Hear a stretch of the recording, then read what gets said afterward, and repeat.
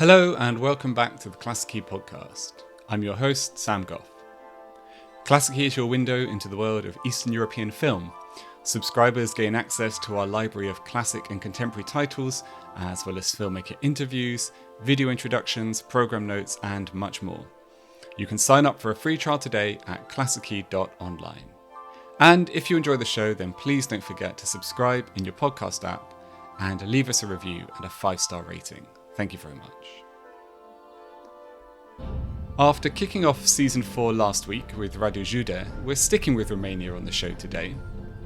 For many film fans outside of the country, Romania means one thing: the new wave of Cristian Mungiu, Corneliu Paramboiu and co., which stormed to festival success in the 21st century. The cinema of the communist era rarely gets a look in. On Klassiki, we've just launched a new collection of classic Romanian titles from the 60s and 70s that tries to redress the balance. From wartime epics to new wave romance and subversive satire, these films reveal a different side of Romanian film and set the scene for contemporary favourites like Radu Jude and Cristi Puiu. To help make sense of this history, this week I spoke with Romanian critic and programmer Flavia Dima. We discussed the key figures and contexts involved in the evolution of Romanian film, as well as going into detail about the 4 titles in our new Klassiki collection. So check out the links in the show description to explore our new collection of classic Romanian cinema on Klassiki, and to read some of Flavia's writing on the cinema of her country.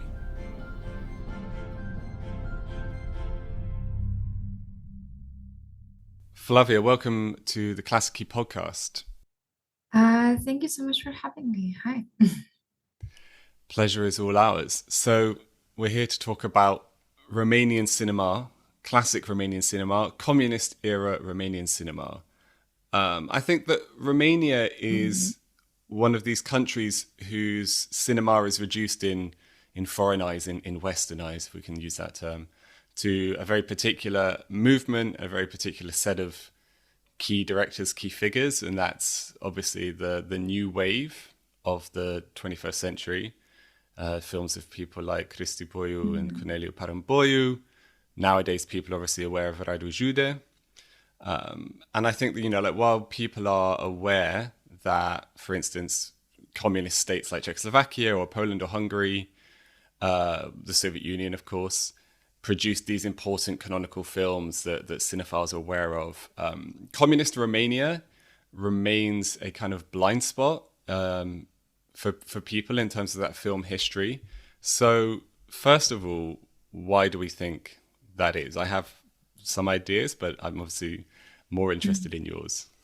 It's a really interesting question, and to be very fair, I mean, it's not necessarily a problem of the quality of films, but rather there wasn't necessarily, first of all, such a high production of cinema in back in the time. And by cinema here, I mean traditional narrative cinema, so fiction films, fiction feature films. This also had to do with a lot with the social and economic conditions of interwar and wartime Romania, which was, even though it was clearly improving economically after gaining its independence in 1918, it was still a very impoverished country with very, very high rates of illiteracy, and that was on the one hand. So really, Romanian cinema before 1948, with a few outliers, a few exceptions, was not really a thing. Again, in terms of fictional cinema. The other part has to do very much with the fact that it was always very connected to theaters also. And it was mainly people who are already working as theater directors that were dabbling in cinema. And this is something that very much continues also into the 60s, and includes 2 of the films that we're going to discuss. So there is that, but also as a final note, I would say that back in the days, of course, so the government had a very tight control on which films got submitted to international festivals, and the state was the one that controlled the festival distribution or the international distribution strategy of these films. It's very much a system that does not, to the modern festival goers' imagination, it's a completely different universe. So So it's a little bit of all of this to me. There's probably a Romanian film historian somewhere in a corner crying and screaming, saying, no. But to me, I mean, it's a combination of all of these factors, to put it very briefly, let's say. Yeah, I Or mean, as brief as possible. so yeah, let's just set out a little bit of a historical stool here. So people will be aware of Nicolae Ceausescu, the ruler of communist Romania from the mid '60s and until the end of the communist period, at the end of the '80s, and he has a reputation as deserved as one of the most repressive of communist leaders, and Ceausescu's Romania has this reputation as one of the most repressive communist states. But in this period that we're looking at, so we're kind of talking about films from the second half of the 60s, the beginning of the 70s, right? So in the first decade, roughly, of Ceausescu's rule, there was actually this period of relative liberalization, right? Do you want to just give people a bit more context about that? So, back in the days when Ceausescu became Secretary General of the Romanian Communist Party, which was coming off of the very brutal dictatorship of Gheorghe Udej, which was the Romania's first president as a republic, like a republican president. So yeah, Ceausescu comes in. He's seen as young hope, and what really sets him apart from the other communist leaders at the beginning of his career as a president, and truly for a few years even turns him, which is of course looking back now sort of like almost like a historical aberration, it turns him into what is believed to be the most approachable communist leader at the time by the powers of the West, and to even to the degree that Ceausescu is used as a diplomatical pawn by Western powers to sort of open up He diplomatic visited the channels with. Queen famously.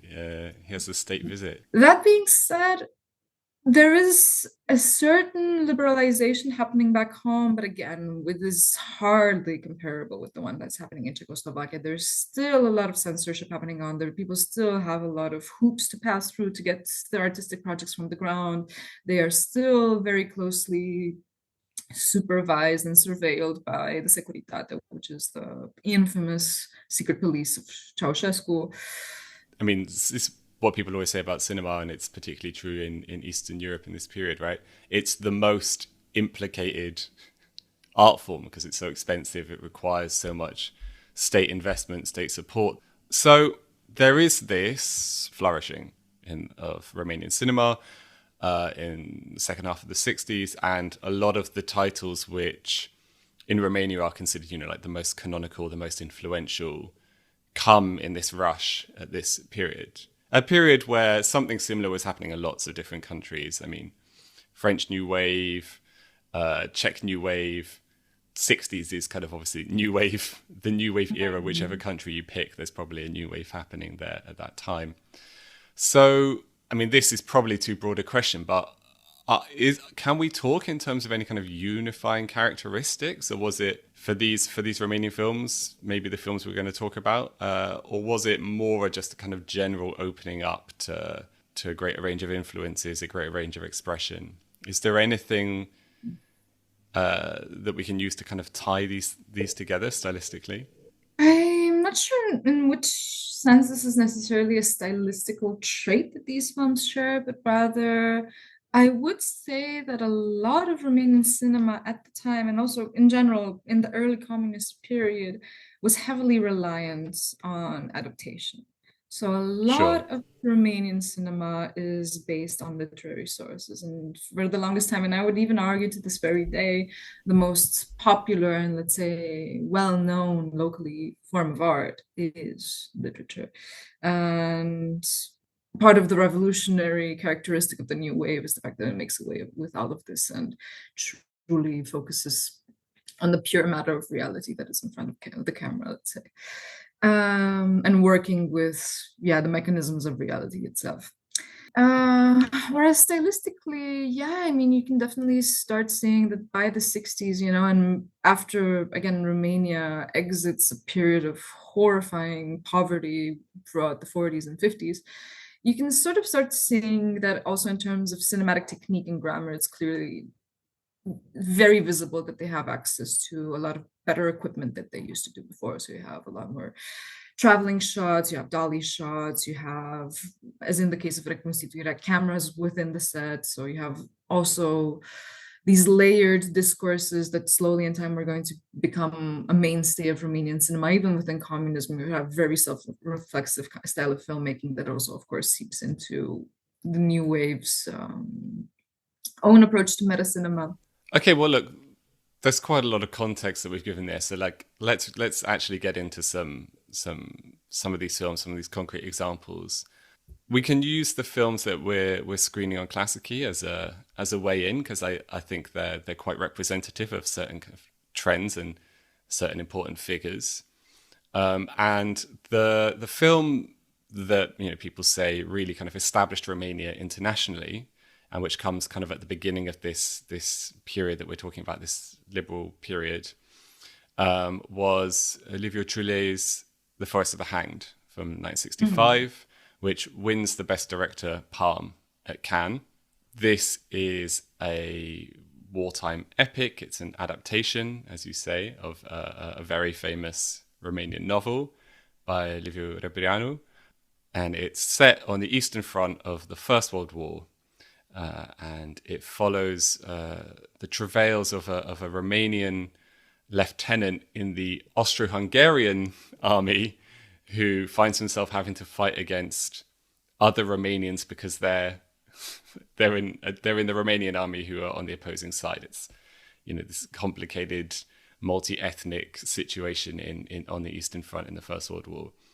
So yeah, let's start there. Maybe let's start a little bit with Liviu Ciule and why this film in particular is so kind of weighty and so canonical for Romanian cinema.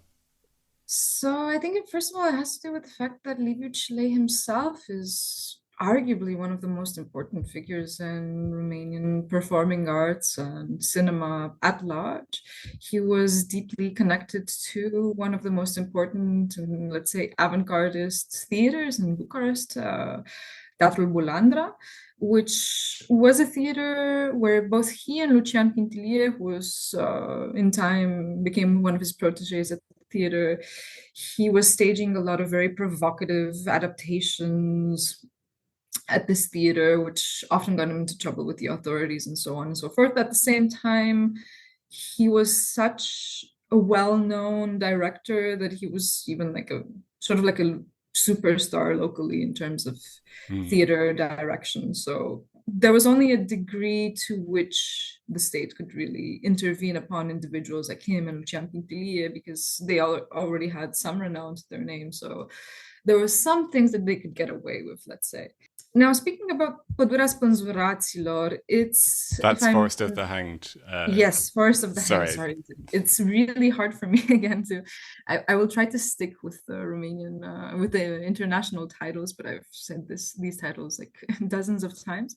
So it's only the third film of Liviu Ciule.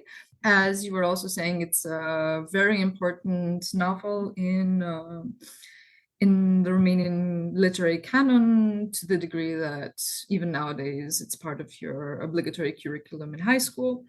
And just to briefly go through the plot, like a little bit more than your initial exposition. So the lead character of the novel is one Apostol Bologa, who is played by Victor Rebenciuc, who is still alive. He's almost Really? 90. He's still here alive. But yeah, he's an iconic figure. This is his first major role in cinema and one of the most important ones to date.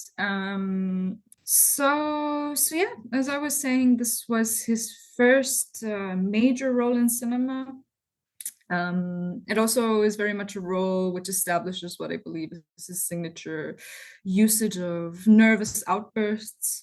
It very much is a part of Bologa's character here, because Bologa is a character that is deeply conflicted between first his vows and the very strong sense of duty that he feels towards the Austro-Hungarian and the Imperial Army, and what slowly emerges to be his increasing moral qualms with the fact that he's fighting against his own countrymen.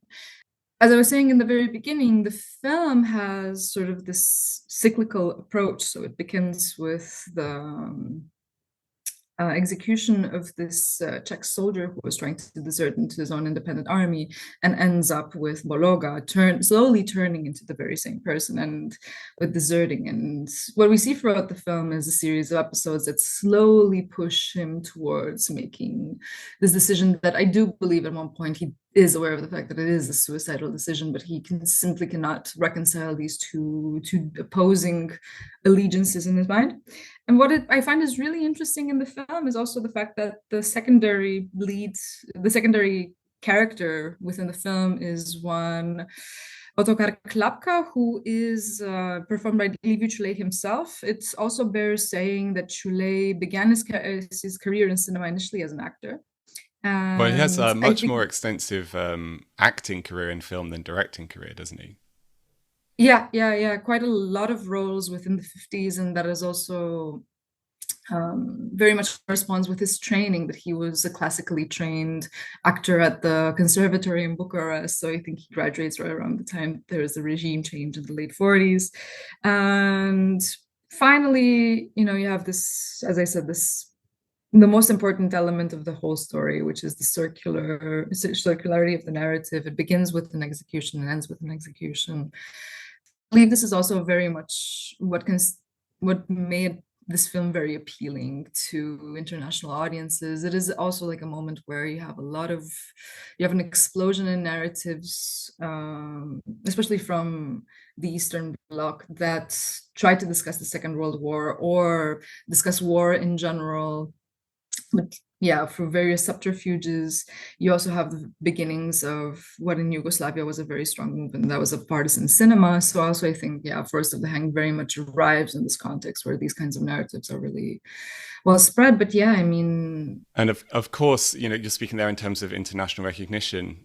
It wins this directing award at Cannes, and I think it's really striking for Ciulei himself, the huge leap forward in terms of a kind of directorial style and skill in this film from his earlier two films, especially for someone who was, like you say, primarily working in theatre and who never made another feature film after this. It's the kind of the long, sinuous takes and a series of very interesting kind of compositions and framing, balancing frames within frames and setting these characters off against each other with very kind of careful, innovative blocking. It's really a huge leap forward just in terms of the kind of cinematographic art on display for Ciulei.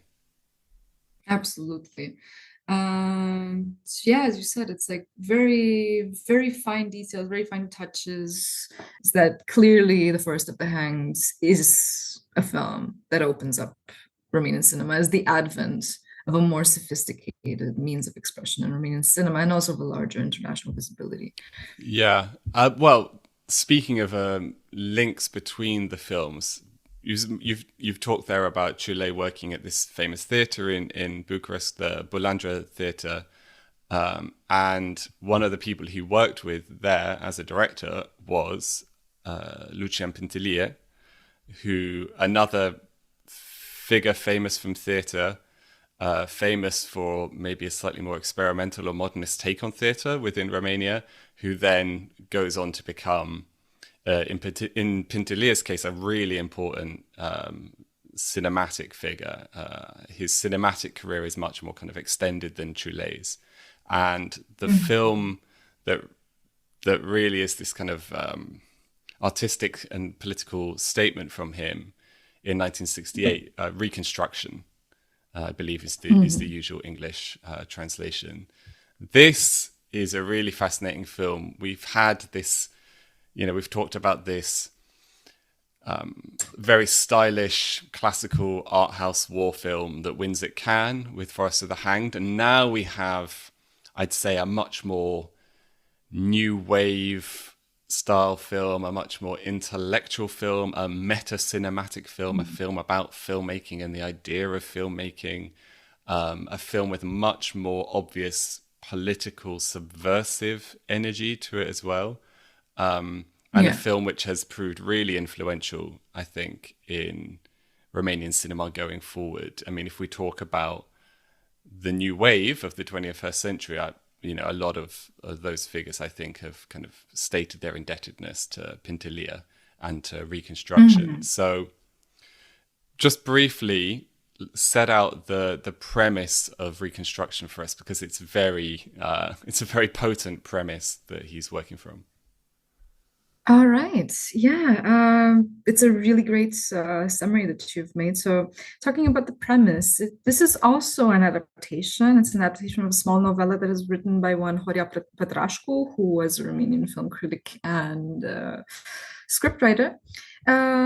It draws upon the fact that, and going back to what I was talking a little bit earlier about this predominant model of production in Romanian cinema, that it was very much heavily based on utility films and nonfiction and documentary cinema, reportages, and so on and so forth. This film very cleverly plays with that because quite frequently when some people used to be guilty of any sort of deviancy, let's say it's like social deviations or like petty crimes or whatever, sometimes part of their punishment or a way that they could shave off some of their prison sentences or more, yeah, or harsher situations for them would be that they would accept to act in enactments of their own let's say, yeah, they would reenact the circumstances of their crimes for the camera, which would, of course, these reenactments would be used as these really moralistic propaganda films that would then be played, usually together with newsreels or sometimes in factories and before feature films in cinemas, as they used to say. So that's very much the premise of this film, and of the script that lies on the base of it. What happens magically is that, and that is truly the genius of Lucian Pintilie at work here, is that the two main characters in the film, who are one Ripu and Vuica, these are these two young men who have gotten into a brawl, and their punishment is to reenact their own brawl in front of the camera so it can be shown to these audiences.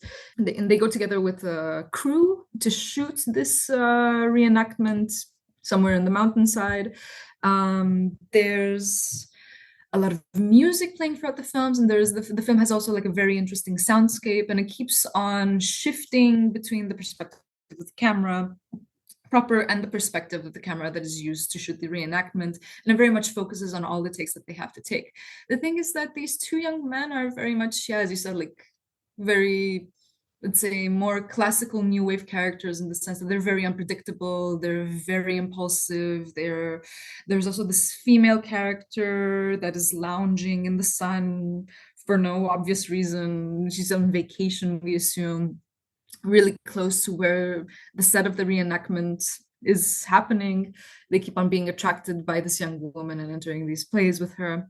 And what is subversive about it is that it's quite obviously a film about this sort of vital energy that especially youth and young people have, that cannot be contained by a political regime, right? I mean, that's, I think, the very first and clearest level of interpretation of this film. And which can't be But then contained also, by the camera either. I mean, that's the cinematic intervention. Like, the whole film is about their failure to shoot this film, or the ways in which, as they go about trying to shoot what should be this very short instructional film, the nature of what they're shooting changes in front of them. So the whole thing is about the ability or inability of cinema, or of the camera, to serve that kind of repressive political structure in the first place. and also the nature of their relationship of, Right. again, Yeah. Ripu and Vuica changes throughout the film. And here again, I would mention the framing device of the film. It is framed by these takes in which the character of Vuica sort of falls down like a small slope and is bloodied and is really deeply injured, and has to be injured when they're working on this brawl, right? And there's this really interesting moment, and that's really interesting about the way that the choice of framing the film with these particular scenes is that there you have this really interesting dialectical play where it's very much also, you're not very sure, is this a take of the reenactment in the film? Is this a proper take of the film in and of itself? Are we watching George Mihaiță? Does this have to do with what, Godard famously calls that every film is also a documentary of its own making? Mm. So it's clear that he was deeply preoccupied with form in cinema from the very beginning. And I think that also kind of sets him apart from Chule in this part, is that clearly in terms of aesthetics and also in a reflection about the cinematic form, Chule was a more advanced figure, I'd say. Yeah. Pintillier was clearly much more Right. advanced. Yeah. I think that just thinking about them both coming out of this theatrical background, both coming out of literally the same theatre, I especially when I think about Reconstruction, I think about Pintillier in terms of Brecht, in terms of that these devices of alienation and subversion of the form, which really come to bear in this film. Whereas Chile is, I think, I see his theatrical background in a very meticulous eye to staging, and like we were saying, blocking and so on. Whereas with Pintillier, yeah, it's maybe a more modernist, subversive, avant-garde influence. And also, that Godard quote that you mentioned there, I don't think there's a film in the world that's more of an apt example of what Godard was saying there, a documentary about its own making. Yeah, and what Burr's saying is also that the film had a very short theatrical release in the country. So Yeah. it was a live wire, it was a phenomenon. I'm thinking about, my aunt was in high school. One of my aunts was in high school when the film got released for a very brief window of time, but she did tell me that it was like the film to go and see for all young people in Romania at the time. So it was kind of a phenomenon. But then, of course, at one point, the dictatorship did catch on to the fact that there was some trouble that this film was stirring, so they did stop the distribution of the film. And the way that the film ends up being such an outsized, enormous influence has to do with the fact that Pintillier and Chule, both of them, of course, returned to theater work. And in 1974, very controversial staging of a Chekhov play by Pintillier leads to both of them losing their jobs. Pintillier is given a passport to leave the country. Chule also decides to leave the country, and not long afterwards. And what happens in 1990 is that the reenactments or the reconstitution is also re-released and is watched by virtually everybody in the country. And again, it becomes an instant classic. To this very day, it is considered by local critics to be the most important Romanian film to have ever been made. And I think in the poll, well, I've certainly read at least one of these big Romanian critic polls that put Reconstruction at number 1. They put Forest of the Hanged at number 2. So that shows just how important this moment was for Romanian film. I guess absolutely. Just moving on then, we've seen kind of high art house Cannes winning war film. We've seen Godardian, Brechtian, modernist deconstruction of the idea of cinema. And then with a film like Lucian Bratu's A Charming Girl, which comes out, I think, maybe a year before Reconstruction, we have another kind of link to a developing international style, a much lighter, a much fizzier, poppier style. It reminds me a lot of Truffaut. It reminds me of the Varda, of kind of early Varda films, of like Cleo from 5 to 7. Yeah, that the slightly more vivacious side to the French New Wave, let's say, that more romantic side. So yeah, A Charming Girl by Lucian Bratu. Another film that ultimately met a difficult fate at the hand of the censors, but we can maybe come to that in a bit. This is a film about the titular young girl, a woman called Ruxandru, played, I believe, by a pretty famous pop star from Romania at the time, and her making her way on the basis purely of kind of charm and charisma through this cultural artistic milieu in Bucharest in the 60s. So What is it about the spirit and the atmosphere of this particular film that really stands out and which kind of speaks maybe to another side of Romanian filmmaking in the 60s, another way in which Romanian cinema was kind of linking in with these international movements? I think I would start out with sort of the same, what makes the film similar also to Reconstruction in a way, which is it's a film about a young person who is kind of disoriented, doesn't seem to have like a larger plan in life. They're sort of, yeah, drifting about society, having fun, having a lifestyle that I wouldn't go as far as to call decadent, but maybe at least from the perspective of very normative social perspective as the one in communist Romania was, yeah, a lifestyle that was undesirable and unpatriotic from a worker's perspective. So I would say that, yeah, it also it is very correct. The character of Ruxandra is performed by Margareta Păslaru. She was, if anything, the Yeye girl in Romania. She was like, I don't know, maybe it sounds like a little bit silly to make this comparison, but she's like truly like the Romanian François Hardy. Like really, she's an enormous pop star. So, as you said, she is performing the role of an aspiring actress who is sort of trying to slyly move around and also to use her charms a little bit to manipulate the favors of several men in this clearly male-dominated environment within Bucharest. And I think that the film is really interested in, from that point of view, is that one might superficially believe that it's quite a little bit of a problematic / misogynistic kind of approach that you see here, but Burato is actually very careful at dissecting what he clearly sees as a male-dominated environment, which is really difficult for women to survive without having to use certain subterfuges to, again, be able to establish themselves. So, and also what I would say that is important about a film with a charming girl is that it's also a self-reflexive film, but it's self-reflexive in very different ways. And I think it's really interesting that it speaks to a moment in Romanian audiovisual production, which, again, in these years of slight liberalization, I think it's really interesting that the film is approaching the idea of representation and female representation in particular in a really conscious way. It talks about objectification but in a movie with a charming girl, you know, I mean, I think that's also what aligns the film a lot with some Western sensibilities as well, and also with some ideals that were very much part of the nascent second wave of feminism, which is that Ruxi is this character that, again, while she tries to, at least superficially, seemingly opportunistically manipulates these men into obtaining what she wants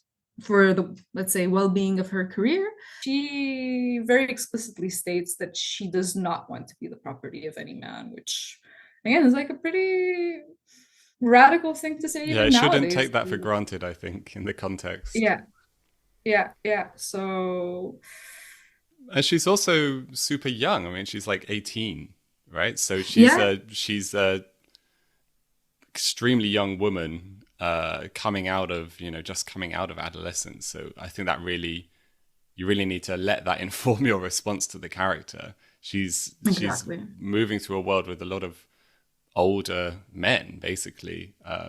Certainly, I think now we probably look at situations like that with a different lens and maybe a more sympathetic or open-minded lens. Absolutely. I think what's so interesting about A Charming Girl, well, one of the things that's so interesting about it is that it presents, all of a sudden we're in a very kind of modern, metropolitan, cosmopolitan, urban space in Bucharest, and it's very recognizable and familiar for an audience who may well be kind of completely ignorant to the Romanian context. And that provides, here's a neat segue, that provides a nice contrast with the final film that's in our collection on Klassiki, and the final film we should talk about now, which is The Stone Wedding, which is a film from a few years later, which is very much a story of a kind of remote and rural and hard up community. So just to contextualize it a little bit, we've talked here about 3 films from the end of the 60s, which I think provide 3 really interesting perspectives on the different ways in which Romanian cinema was able to open up in this period. And then we move forward a couple of years into the early 70s for The Stone Wedding, which was co-directed by two directors, by Mircea Văroiu and Dan Pizza. And this is another literary adaptation, which I'm sure you can tell us about. And I think it's really interesting because here we have maybe a slightly new generation of filmmakers starting to emerge after this initial run of directors who were either coming out of theatre or who had trained abroad in Lucian Bratu's case. Now we have this new generation of Romanian trained filmmakers coming through with maybe bringing a slightly new sensibility, but coming through at a point where this period of liberalization was coming to an end.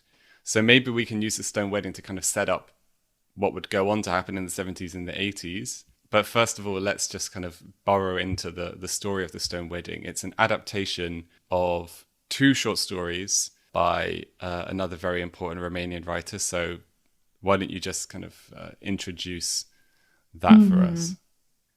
So yeah, as you pointed out really well. So Văroiu and Pizza are part of this iconic generation of graduates of the Romanian Film School, which had been established for, I think, a little bit over a decade and something. But these are the first homegrown directors, if you will, that work themselves into a career.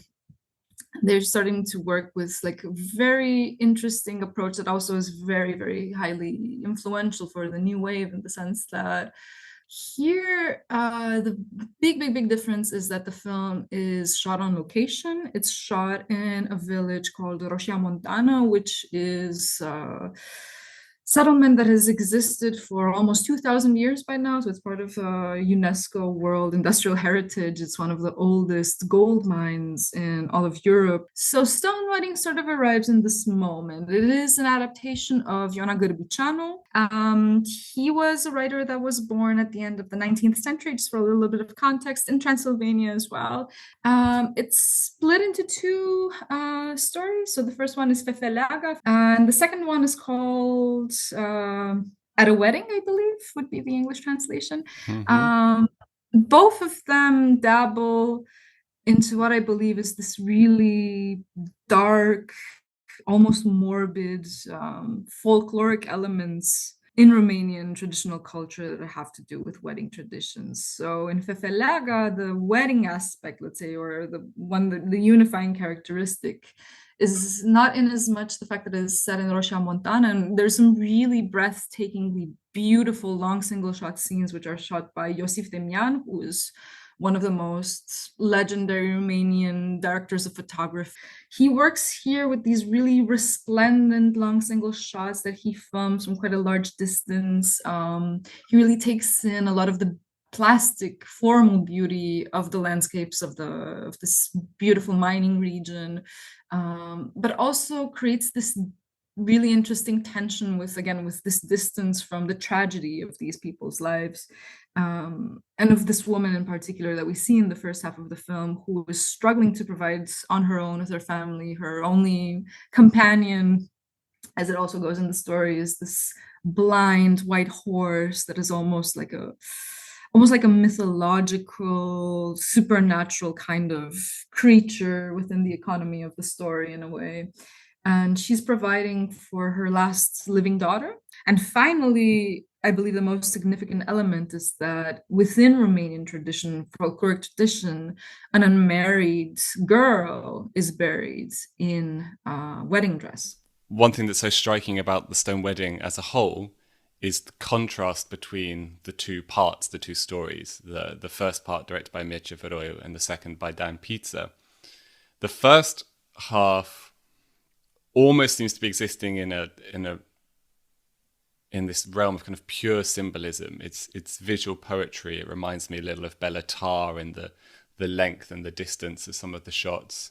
Whereas the second one is much earthier. It's much more kind of grounded in social life. It's set at a wedding, and it's really kind of grounded in these social relationships. It has this more naturalistic, more comedic, I think, approach to the same village, to the same kind of setting. the second story is literally about music. It's about two musicians, well, one musician and one guy who's on the run from the army, who decides to hide in plain sight by pretending to be a musician, who are hired to play at this wedding in this village, in this town. By the end of the story, the lead musician has run off with the bride. It's a little kind of circumstantial. It doesn't really matter how we get there. Things sort of start getting out of control in this wedding that we very much can infer, but on the base of like these really tiny details that Pizza, I mean, the way that he creates the premises of the story is, I believe, like really elegant. And Veroio does it very much in the same way in Fefelaga. And from that perspective, I think that these are really two really interesting adaptations. They work a lot more with image and with the narrative potential of image versus, again, like there's very few and sparse dialogue throughout the two, which again sets them very much apart from previous films and makes them in a way films that exist within a completely different cinematic tradition, which uses again the resources of images much more to its advantage. And I think it's also, again, it very much has to do with the fact that it's shot on location. There's a lot of unprofessional actors within the film, which, again, speaking of the new wave, is also like something that a lot of new wave directors and work with directly in their cinema in the 2000s. So yeah, you've talked there, and we've mentioned at a number of points actually, various connections between these films we're discussing from the 60s and 70s and the new wave that people listening might be more familiar with.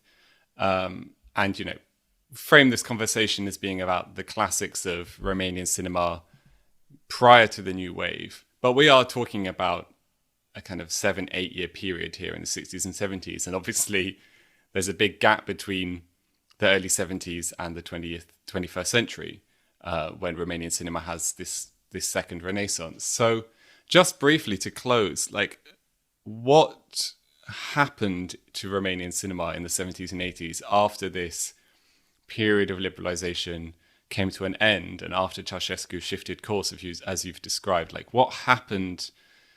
It's a very big question because that's another almost 20 years, but what happened, broadly speaking, to Romanian cinema until the fall of communism that left it in such a difficult situation in the 90s? Well, first of all, the difficult situation in the 90s was also very much indebted to the big social upheavals after the revolution, Right, yeah. after the introduction of market capitalism, after the fact that a lot of the state monopolies and the way of entering the free market, quote unquote, failed, and that was a catastrophic all around effect that privatizations had. And again, it was an entire mess, and we can do another episode of this Yeah, podcast that would have to be strictly a about whole that other phenomenon. So episode. what happens is that in what concerns the 70s is that the main genre of production of Romanian cinema becomes what we call the national epos. So there's these super big budget productions based mainly on stories, narratives surrounding legendary Romanian medieval kings that were very much, I mean, their struggles and their fights were really easy to appropriate within, let's say, a larger communist, anti-imperialistic kind of discourse, that they were great fighters for Romanian independence, and they were always fighting off either the Hungarians or the Ottomans, more often than not.